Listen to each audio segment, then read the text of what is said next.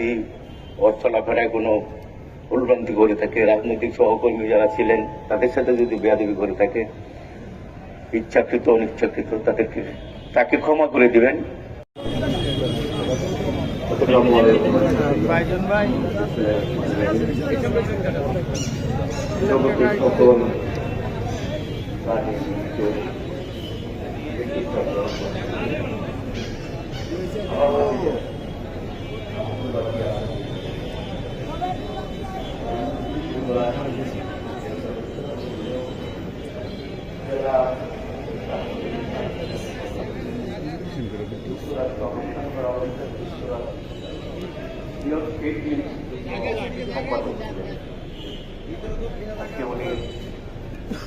আল্লাহ যাকে সারা দিয়েছেন,